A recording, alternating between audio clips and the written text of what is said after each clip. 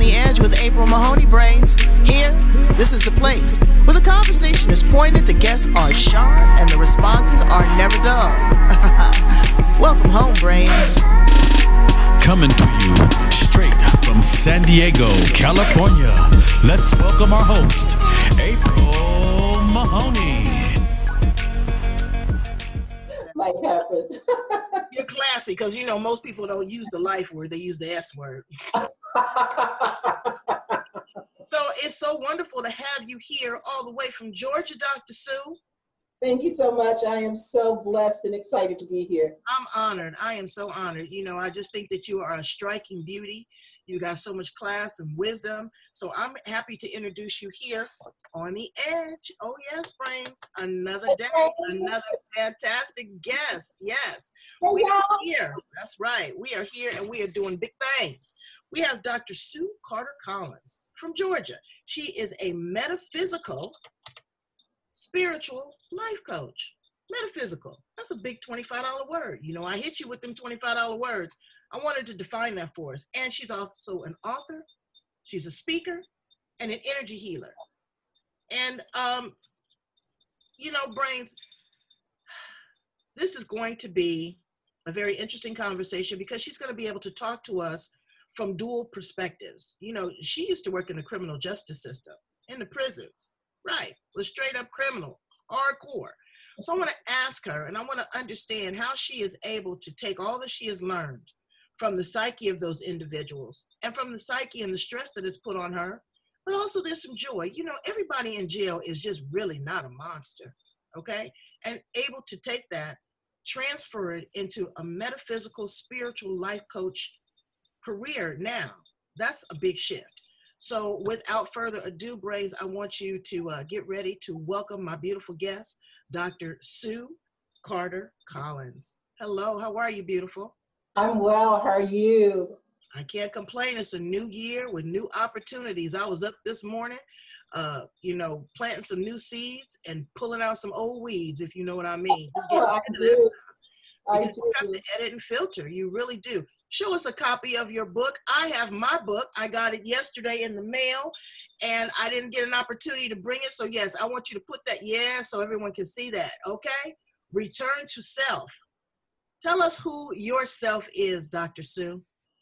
Well, what people know about me is what you've said in terms of being a metaphysician, a spiritual life coach, and having had actually more than 45 years of experience in the criminal justice system, starting as a correctional officer, being a deputy sheriff, and working up to being a legal advisor for a large metropolitan police department.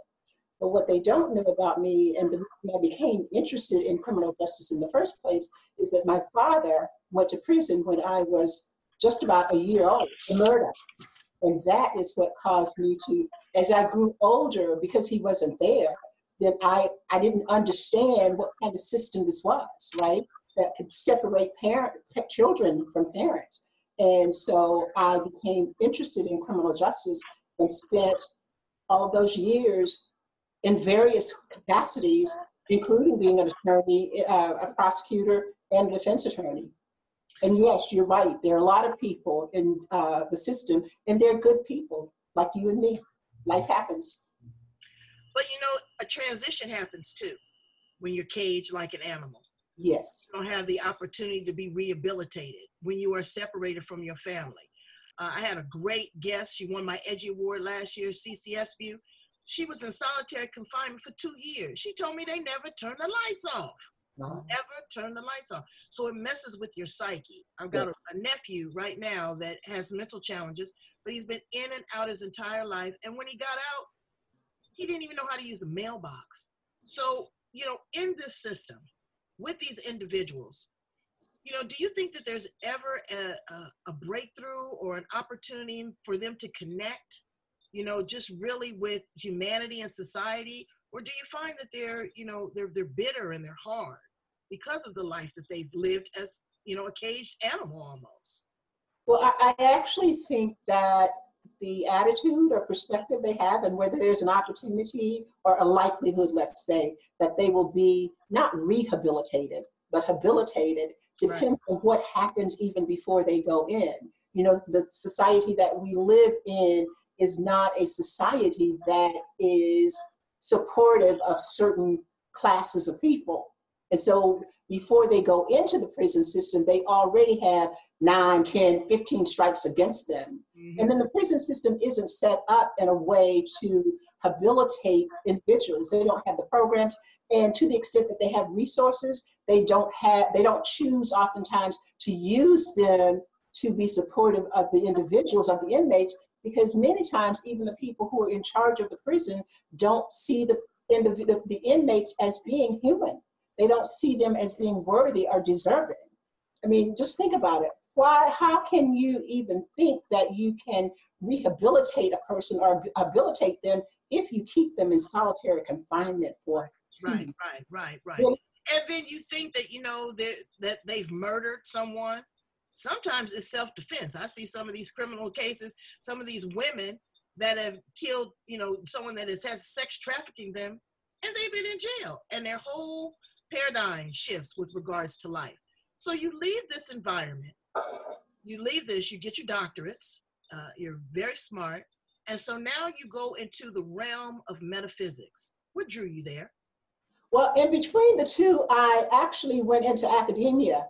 And so I was there for 15 years as an associate professor, not in the system, but now teaching about the system. But I tell you how it is that I got to metaphysics. There were, over the course of my life, I had what I thought were supernatural experiences, except at that point, I didn't know that word supernatural. I also didn't know the word metaphysics. And mostly, I just knew that things were happening.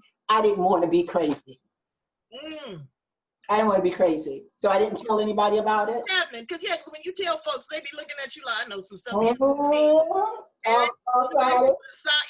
at you at a side eye. It's like, yeah, what you been smoking or drinking or whatever. It's like, no, I see this. When God talks to me, he sits right there. He taps me, he calls me baby. He talks right on my shoulder. There is no misunderstanding about that. You know, I can smell crazy coming up out the ground. Okay. So when you know these things, you know what you know. But when you don't know what you don't know. So when you had this realization, tell me a couple of the crazy things that's happening to you, or what was perceived as crazy things. Well, one of the first things that happened is that I had been studying for my law exams, and I had been up like 24 hours almost, and I was getting ready to take the exam, and I sat on the floor and just kind of I was really stretching. I didn't know anything about yoga or anything. I'm just stretching. And as I went into this meditative state, I began to see these little things coming up from the floor, from my feet. I'm sitting in the yogic position, right? And I see these things coming up, and I realized, first I saw what appeared to be fire, flames just coming all the way up. And then I saw when it came down, I thought, oh, that's water. Oh, and then I saw these little white birds coming up from my feet. And even in this meditative state, I'm trying to figure it out. What is it? And then I realized, oh, I was having a converging experience. Right. I was really connecting with Source for probably, even though I had been baptized at age 12, connecting with Source for the first time in my life. Hallelujah, girl. I know. I remember the first time I got the Holy Ghost, I felt like somebody had opened the top of my head and poured water and just flushed you down, and I passed cold out. Now, you can believe that if you want to. I don't care, but I know when you know. And the second time, I felt like you. I felt like I was on fire. I was on fire. So these things really, really happen. So instead of actually taking it to a quote-unquote religious perspective, Baptist, Catholic, Seventh-day Adventist, Mormon, whatever, you took it to a metaphysical realm. Why and how? I took it to a metaphysical realm because since I was a kid, I had been trying to understand the religious thing. I've been Baptist, Methodist, Primitive Baptist. I've been everything other than Catholic. I mean, I've been looking. Right. And I would talk to people about God. I said, well, where is God? And they would, have you ever noticed that They look up to the sky, people. Right. What you looking for? That's it. That is, oh, girl, you got it. That is it exactly. I said, well, where's God? And they go, look up. And I look up too, and it's like, what you looking for? I don't see anything up there. And they said, well, God is up there. Right. And I'm pointing, and they're pointing up toward the sky. I just see clouds, girlfriend. I don't see nothing but clouds. It's like, what's up there? So I had been having those experiences since a little kid. It didn't make sense to me. I remember though having seen what is it? Where the Ten Commandments. Remember the movie, The Ten Commandments? Right. Where it says that God called out to Moses, and Moses turned aside to see the bush that burned but was not consumed.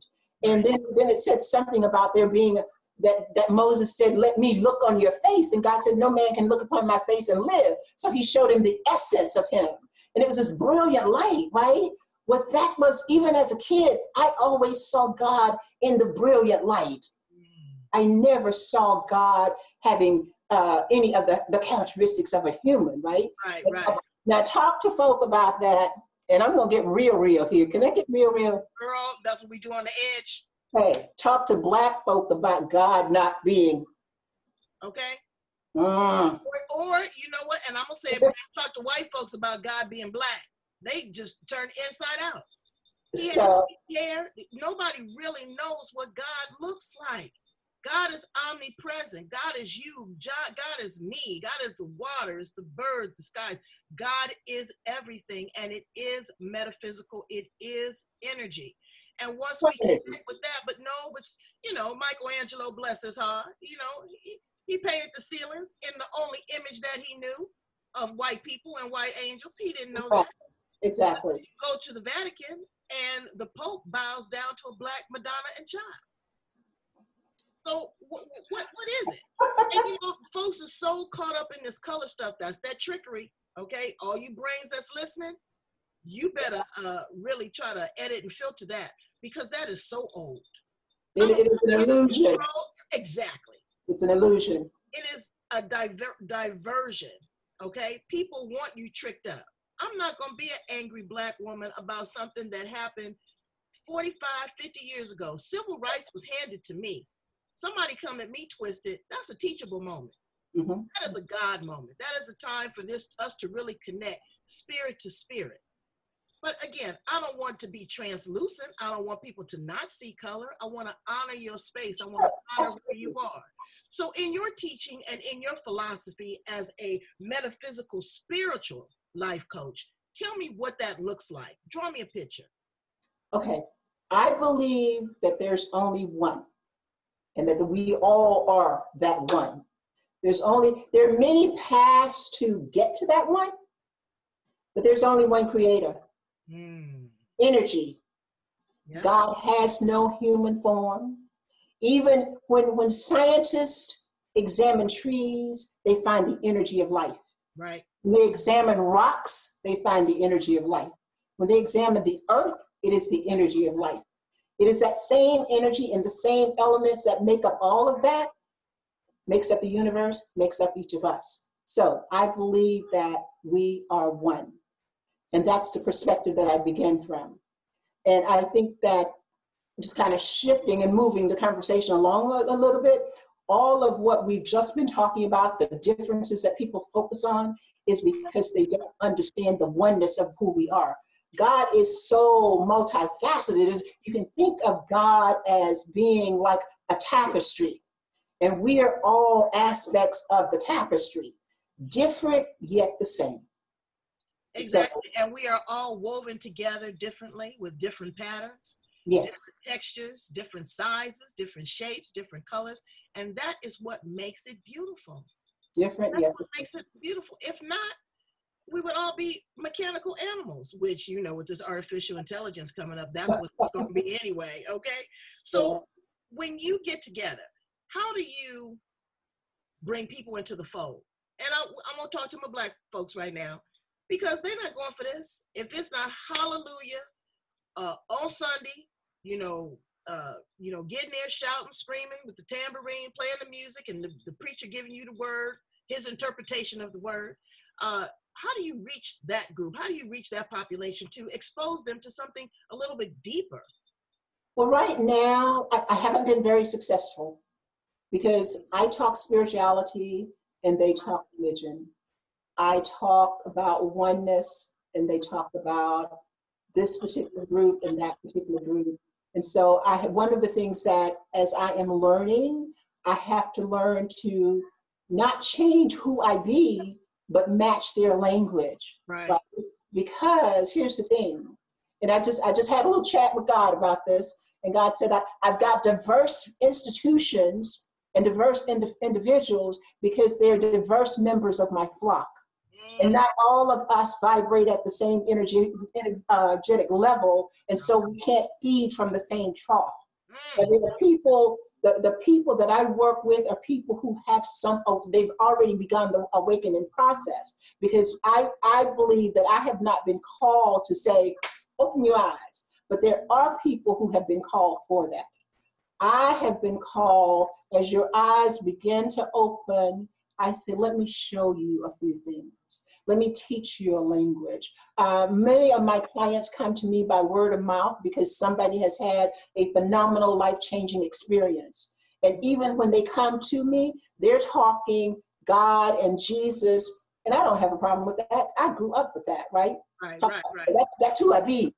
But my understanding is so much broader, right? And so what I do is take them from that point to a higher point. But I do so with grace and ease because it's not my job to force feed anyone. I give perspectives, I give information, I support you, I give you references and resources. And I use, honestly, one of the big things that I do, I'm a psychic. Now don't y'all tell anybody that. So when I am coaching with clients, many times I'll say, hold up. And I actually connect. I connect with source, and then I'll say, well, this is what I'm hearing for you. And so that's kind of a lot of the fuel that I use to move my coaching session along. And then what happens is that the individual, when their life changes based on what they see, because they got to see it to believe it. Oh, yeah. When their life wait. Let's pump our brakes, because a lot of folks are seeing a lot of stuff right now and they still not believing it. So, Yeah. It is a perception of reality. I was at an event and it was really strange. You went up to this board and you put all these questions, and then you broke off into groups and you answered the question. And my question was, what would the world be like if we all told the truth? Girl, I think there was 45.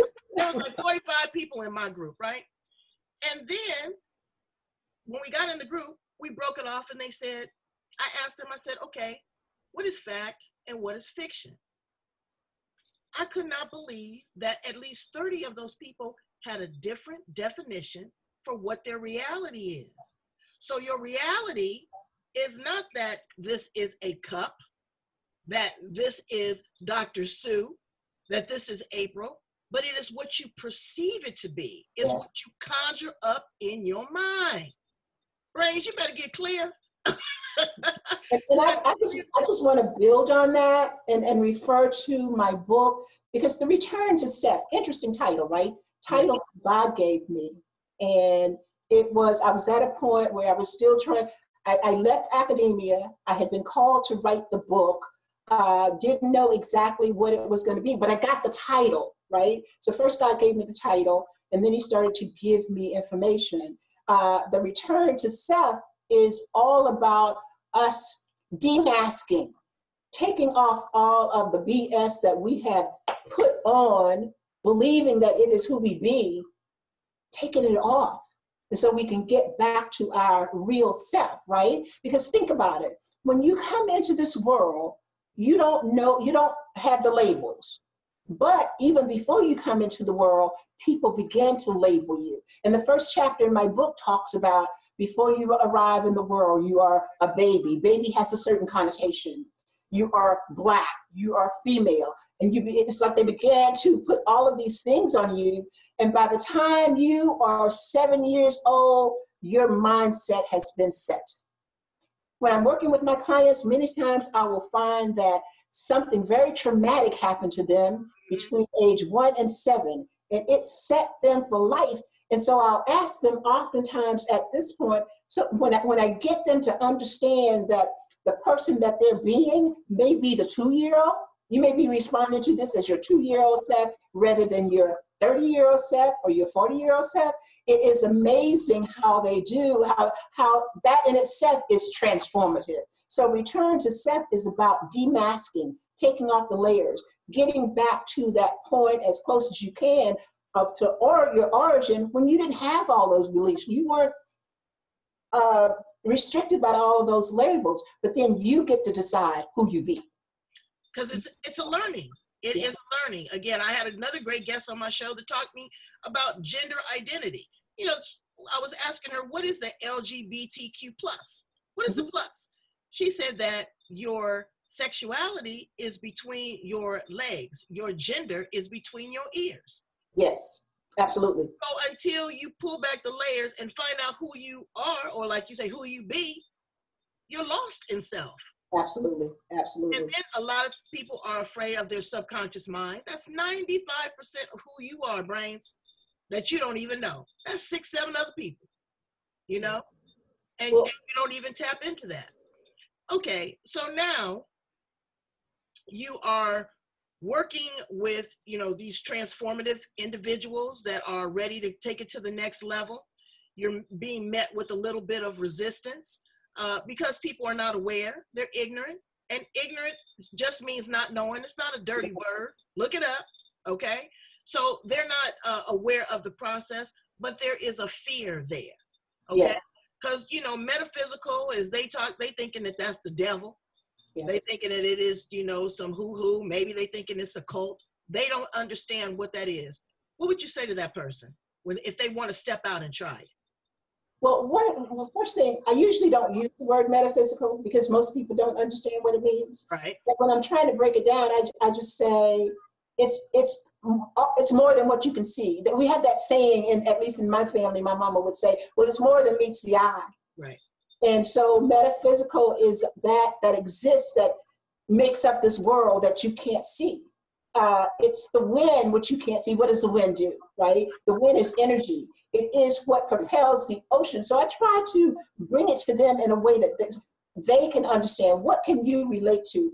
And then I'll say, perhaps it has to do ultimately with faith, because faith is believing what you can't see and then having it manifest, right? Exactly. We're always talking about manifesting, the law of attraction. So if you can't see it, but you believe what the law of attraction says, that is, it is already here, then what are you believing? That's the metaphysics of it. See, you got that, brains? Okay? If you didn't, rewind it, because it's here and it's going to keep playing. It is, and manifestation is a thought process. It's an energy. And you can manifest some drama. Everybody thinks, oh, you know, I got a vision board, or I'm going to manifest this. You are going to attract whatever you tell yourself in your brain. Believe me. I could tell you, I could do a whole nother show on some things that I've manifested that would curl your afro, okay? So just understand that there are forces out there. Don't be brainwashed by people. If Dr. Sue and you have a meeting and you don't understand it, challenge, ask. There are other resources. There are other people. Ask God for your own experience. Believe me, He will sit right next to you. You don't have to look at the sky and try to find Him, okay? He is right there where you be. So tell my brains how to get in contact with you if they want more information, if they want to connect with you, if they want to have that conversation, or if they're really ready to level up and grow. Now, one thing I do want to say, brains, is this is not anything to be combative in addition to your religion. We are not being disrespectful of anybody's belief, okay? It's like love. There's plenty of room for everybody. This is a caveat.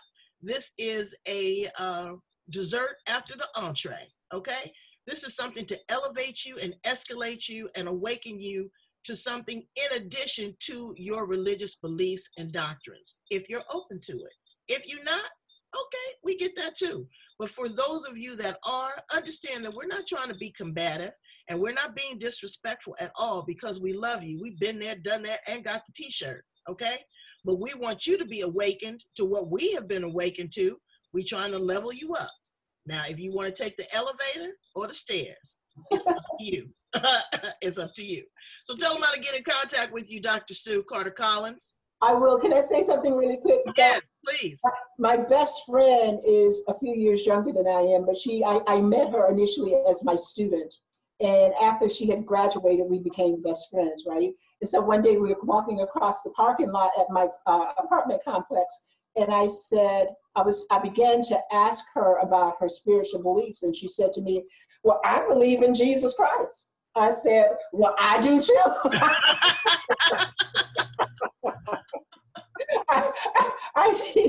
I tease her about that. Excuse me. I tease her about that even now because her spiritual gifts had not awakened at the time that we started. Right. But now Buddha, Allah, Buddha, Allah, all of them work this earth. We're not denying any of that, okay? We're not denying any of that. She is more spiritually awakened than I am now sometimes. So, you know, I just wanted to share that with the audience that this is not about who I believe in. This is about expanding. It's not about restricting. It's about expanding, because the more we know, the more we understand about the universe, the dimensions that we exist in, the interconnectivity of all that exists, the oneness of all that is, then the more we can do what my specialty at this point is in helping people to stop feeling like imposters, connect with your true self, your inner self, and embrace your greatness. Be the greatness that Source had for you to be, and Source by whatever name you call him, her, or it. Yep. That doesn't matter. So in terms of how to get in touch with me, I'm all over Facebook. Sue Carter-Collins is my personal page. Dr. Sue Carter-Collins is my professional page. I have just last week started a Facebook group under my professional page, which is Embracing Your Greatness Facebook community. I would love for you all to come. It is for a certain kind of people. It's not, again, not to be combative. If you're ready to fight about this, I love you. God bless you. This is not the group for you. But if you want to expand your knowledge and create for yourself the best that you can be, come on in. Got something for you. And I'm going to do, next week, I'm going to, under that same group, I will start a class that's called Magic Mindset, where we reset the brain, reset the mind for those who are having difficulty really in connecting with the self and manifesting the greatness that we are all magnificent, but we have believed the stuff that society told us. And you know what? And they're so indoctrinated and ingrained in it that they are afraid to break out of it. But I'm telling you, it's like breaking out of jail. Hello, prisoners. I love y'all. But you can also, incarcerated, break outside of the incarceration of your mind. There's been so many people that have come out that with law degrees and entrepreneurs and better parents, and have been subjected to 30 and 40 years of incarceration for a crime they didn't even commit. Okay, so there is an opportunity to unlock the chains in your brain. And thank you so much for being here with us on The Edge. You are awesome sauce. You're gonna come back and talk to us. Show us that book one more time. Brains, I want you to run out. It's on Amazon, right, Dr. Sue? It's on Amazon. Okay, well, yeah, turn it on just a little. It's got a little glare. There you go. There you go. All right, Brains, return to self and hurry up because it's waiting for you. Love y'all. Come on into the group. That's right. I love you, Brains. Have an amazing day. Bye now.